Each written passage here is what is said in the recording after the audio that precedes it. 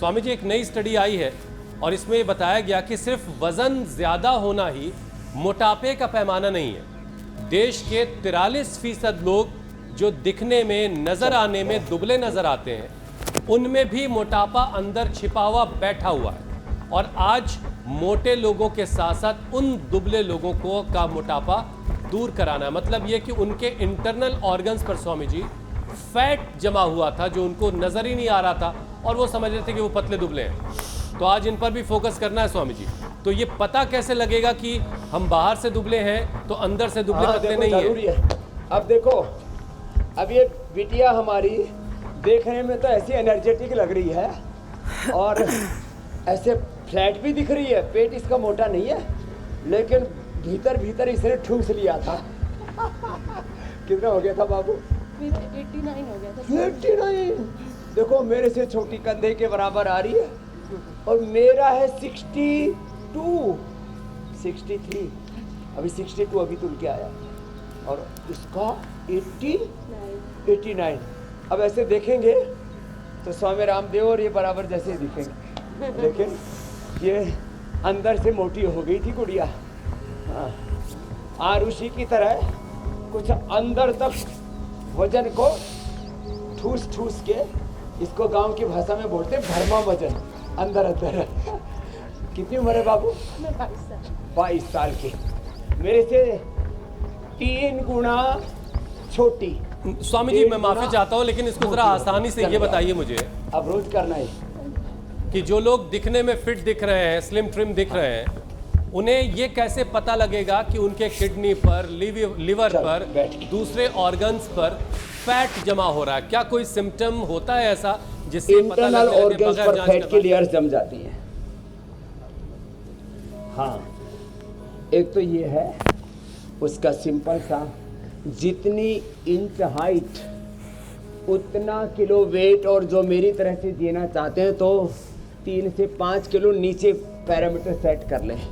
जितनी inch height उससे 3 से 5 किलो कम वेट है, ये मेरे वाला मैंने पैरामीटर बता दिया। अब कमर ऐसे ना पकड़े तो ऐसे अंगुलियों के बीच में ऐसे आ जाए, तो इसका मतलब फिर लीवर पर, किडनी पर, पेनक्रियाज पर फैट नहीं जमेगा। ये पैरामीटर है छोटा सा। अब किसी किसी के तो मोटे मोटे मसंड बढ़ जाते हैं। आरुषि के ऐसे हो रखा है और उसको ऐसे पकड़ेंगे तो ये अंदर लीवर पर, किडनी पर, पेनक्रियाज पर फैट आ जाता है। छाती हमारी देखो ऐसे शेप में भी होनी चाहिए, बॉडी की शेप। और फिर BMI, BRI, body mass index, body round index. और फिर अंदर से ना कहीं पर भी वो एक्सेस फैट होता है तो बाहर देखने से भी पता लग जाता है और कुछ अंदर अंदर से बढ़ जाते हैं। जैसे मैंने परफेक्ट एग्जांपल दिया था आरुषि बेटी का। वैसे तो अच्छी है, वो अभी जवान बेटी है, अब बच्चों को पता तो लगता नहीं, लेकिन अंदर ही अंदर वो वजन बढ़ता रहता है। और खास करके जिनकी हाइट कम होती है तो पूरा बॉडी में चारों तरफ थोड़ा थोड़ा थोड़ा थोड़ा करके फैट फैल जाता है। तो सबसे ज़्यादा फैट नुकसान होता है पेट पर बढ़ा हुआ, उससे liver, spleen, intestine, pancreas, uterus, ovary, prostate. और फिर ये ऊपर की तरफ असर करता है तो फिर लंग और हार्ट पर प्रेशर डालता है, फिर यहाँ थायराइड पर भी प्रेशर आता है उसका। ये गड़बड़ है। बाकी वजन थोड़ा पिंडलियों में ज़्यादा है तो दिक्कत नहीं है, ये भी ज़्यादा दिक्कत नहीं है, दिक्कत ये भी ज़्यादा नहीं है। हाँ, इस शेप के चक्कर में लोग थोड़ा बहुत इसको कम करना चाहते हैं, वो भी बताएंगे। लेकिन ये जो बेली फैट है ना, ये सबसे ज़्यादा खतरनाक है।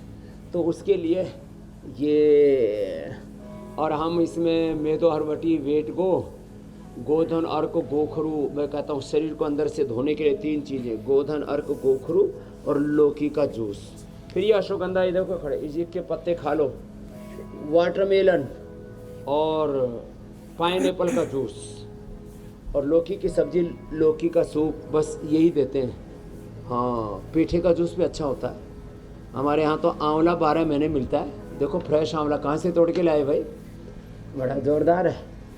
इस सीज़न में भी आंवला आ गया, लो। और ये वेट कम करने के लिए 2